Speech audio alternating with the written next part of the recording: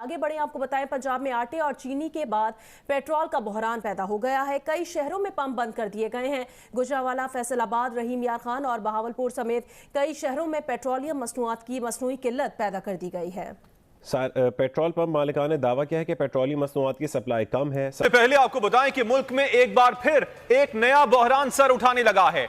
मुल्क में पेट्रोल की शदीद किल्लत पैदा हो गई है। कई शहरों में पेट्रोल नायाब हो गया है। मेरा डॉलर अभी भी 7 से 8 रुपए का फर्क है जनाब, ओपन मार्केट में और बैंक के जो रेट होते हैं उस पर रुपए की जो गिरावट है उसके बाद रुपया वहां पहुंच गया कि अब पाकिस्तानी रुपए की कीमत एक अफगानी के मुकाबले में, अफगानिस्तान के रुपए को अफगानी कहते हैं, उसके मुकाबले में क्या है मैं आपको बताता हूं।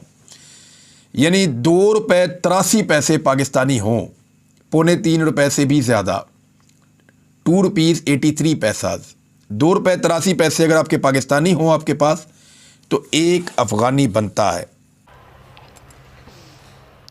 नमस्कार दोस्तों, जय हिंद दोस्तों। फिर से आप लोगों के एक सुपर फास्ट के एक नई वीडियो में आपका स्वागत है दोस्तों। अभी हालांकि न्यूज़ में आया था कि पाकिस्तान में दाल चावल आटा न मिलने पे लोग सड़कों पे उतर आए थे, और यहीं पे एक और बड़ी खबर निकल कर आ रही है कि पाकिस्तान में अब पेट्रोलों के लिए पेट्रोल पंप पर ढेर सारी भीड़ इकट्ठा हो गई, यानी पेट्रोल वहाँ पे भी नहीं मिल पा रहा है। पाकिस्तान की जो 1 रुपये है वो अफ़गानी 2 रुपये हो चुका है, यानी पाकिस्तान की जो पैसा है वो उसका कोई वैल्यू नहीं है, बांग्लादेश से भी ख़राब हो चुका है। यानी डॉलर ने सारी पाकिस्तानी रुपए को उन्होंने पीट कर रखा है। यानी जो बांग्लादेश की करेंसी है वो पाकिस्तान से भी कई गुना मजबूत है। यहीं पे उनकी जो जीडीपी है वो गिरा हुआ है, जिसके कारण पाकिस्तान एकदम परेशान तबाह दिख रहा है, और वहाँ के जो प्राइम मिनिस्टर है उनको कुछ समझ में नहीं आ रहा, और लोगों की काफ़ी ज़्यादा परेशानियाँ हो रही है, और यहीं पर कई डॉलर की नुकसान भी पाकिस्तान को हुआ है। आइए देखते हैं पाकिस्तानी मीडिया क्या बोलते हैं। 3-4 पंप पेट्रोल का पता करके आ चुका हूँ। अब मेरी गाड़ी बंद हो गई है। मैंने फैमिली के साथ सफ़र करना था, तो ये हुकूमत क्या कर रही है, हमें पेट्रोल नहीं मिल रहा। 1 घंटा हो गया है, हम ख्वार हो रहे हैं।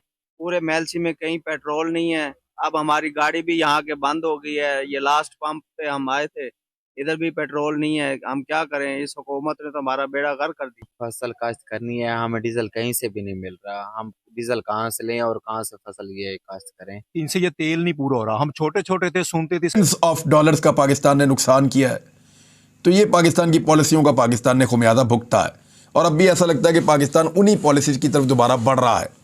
बहरहाल जो अफगानिस्तान पूरी तरह से तबाह है, वो अफगानिस्तान जहाँ पे एक ऐसी हुकूमत है जिसको दुनिया तस्लीम नहीं करती, वो अफगानिस्तान जहाँ पे तालिबान जो 20 साल तक एक जंग में रहे, उन्होंने अभी 1 साल पहले हुकूमत बनाई है, 1-1.5 साल हुआ है, और हुकूमत बनाने के बाद वो जो तालिबान है उनके पल्ले क्या है, दुनिया का कोई मुल्क उन्हें तस्लीम नहीं करता, कोई उनके साथ ट्रेड नहीं करता, कोई उनके साथ कारोबार नहीं करता। पाकिस्तान से बहुत बुरे हालात में वो मुल्क होना चाहिए, लेकिन आप हैरान हो जाएंगे कि उसके भी हालात आज पाकिस्तान से बेहतर हैं।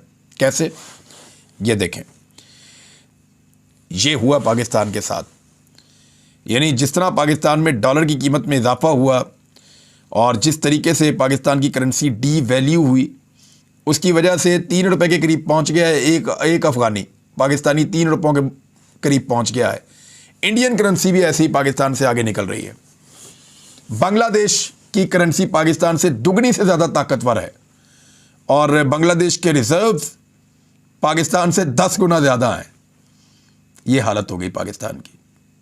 यानी बांग्लादेश तो बहुत गरीब मुल्क था, बहुत कमज़ोर मुल्क था, उसके तो पल्ले ही कुछ नहीं था, लेकिन बांग्लादेश में मार्शल लॉज नहीं लगते रहे, बांग्लादेश के अंदर बंद कमरों के अंदर फैसले नहीं होते रहे, बांग्लादेश के लोग बांग्लादेश के मफाद में बेहतर फैसले करते रहे।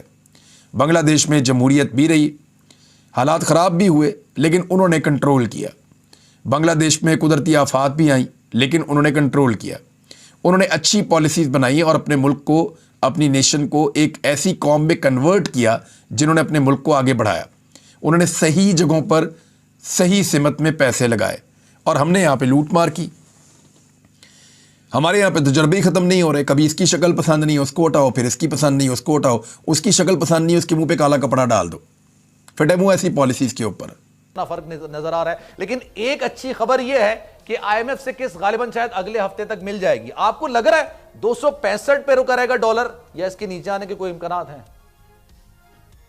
देखिए, पिछले 4 से 5 महीने में दो चीजें हुई हैं। एक आलमी मंडियों में डॉलर ने तकरीबन हर करेंसी की पिटाई की है। जो बरतानिया का पाउंड है वो भी गिरा है, जो यूरो है यूरोपियन यूनियन का उसकी भी डॉलर ने पिटाई की है, और जापान का जो येन है उसकी भी डॉलर ने पिटाई की। हमारे मुल्क के अंदर ये हुआ कि एक माशी पॉलिसी बनाई गई जिसके तहत मसनूई तरीके से हमने अपने रुपए की कदर को रोक के रखा।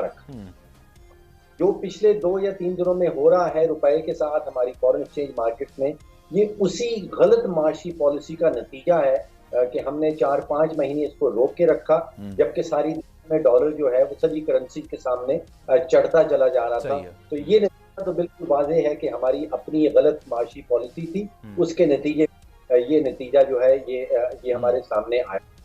अब फ्यूचर में क्या होने लगा है, देखिए, एक तो जो इमीडिएट इफेक्ट होता है जब रुपया गिरता है, खास तौर पे वो ममालिक जिनका इन्हिसार इंपोर्ट्स के ऊपर बहुत ज्यादा होता है। अब कि हम गंदम भी इंपोर्ट करते हैं, पेट्रोल डीजल इंपोर्ट होता है, खाने बनाने का तेल इंपोर्ट करते हैं, अद्वियात, दालें, कपास, कोयला, LNG, सब चीजों की कीमत जो रुपयों में है वो बढ़ जाती है। सही है। अभी हुकूमत के अदाद शुमार हमें ये बता रहे हैं कि जो महंगाई की शरह 25% है, मेरा तखमीना ये है कि तकरीबन ये महंगाई की शरह जो है ये 30-35% तक पहुंच जाएगी। सर 37 कह रहे हैं, वैसे 37% कह रहे हैं जो महंगाई की शरह है तकरीबन इस वक्त। जी दोबारा बता दीजिए। मैंने कहा सर 37% कहा जा रहा है महंगाई की शरह इस वक्त है, लेकिन जाहिर सी बात उसको जाहिर नहीं किया जाता, लेकिन ऑन ग्राउंड 37% है, 37। नहीं, दो चीजें हैं। जो 35% आप बता रहे हैं वो कहलाता है सेंसिटिव प्राइस इंडेक्स, और कंज्यूमर प्राइस इंडेक्स है वो 25% है।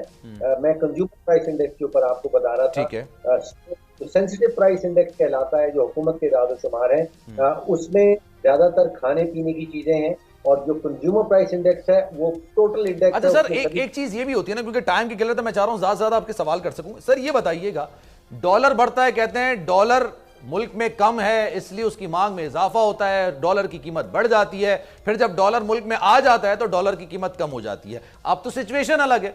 आईएमएफ ने पहली शर्त ये रखी थी कि आपने जो इतना ये 40-45 रुपए का फर्क रखा हुआ है, मसनूई तौर पर रुपए को मुस्तहकम रखा हुआ है, इसको खत्म कीजिए। ये खत्म हो गया, तकरीबन 40 रुपए बढ़ गए डॉलर में। अब ये वापस आएंगे जब आईएमएफ की किस्त आएगी या नहीं होंगे? जी, बुनियादी जो फोर्स है जो रुपए को कमजोर करती है वो हमारा तिजारती खसारा है, या उसको कहते हैं कि अकाउंट का खसारा है। जब पाकिस्तान जो है वो 70-75 अरब डॉलर की सालाना इंपोर्ट करता रहेगा और हमारी एक्सपोर्ट जो है वो 30-31 अरब से नहीं बढ़ेंगी, तो फिर जैसे आपने कहा कि जो डॉलर की सप्लाई है वो सप्लाई जो है वो 31 अरब की है, जो डिमांड है 75 अरब की है, तो इसका मतलब कि रुपए के ऊपर मुसलसल प्रेशर रहेगा जब तक ये खसारा खत्म नहीं होता। रुपया और ये 265 पर रहेगा या ये 300 तक जाने का इम्कान है? इसमें भी खान साहब ने अपने दौरे हुकूमत में कहा था कि अगर हम इकदाम ना उठाते तो ये 300 पे चला जाता, और हमने इसको रोका जब एकदम से 128-130 से 170 के करीब गया था। अब तो सर ये 250 के करीब आ गया है, तो ये 300 पे चला जाएगा नहीं जाएगा? देखिए, रोकने का कतन कोई तरीका नहीं। अप्रैल 2022 जिस महीने पीटीआई की हुकूमत गई है, पीटीआई की हुकूमत जो है वो पाकिस्तान की 75 साल माशी तारीख का बुलंद तरीन बजटरी खसारा, ट्रेड का खसारा, तजारत का खसारा छोड़ के जा रही है।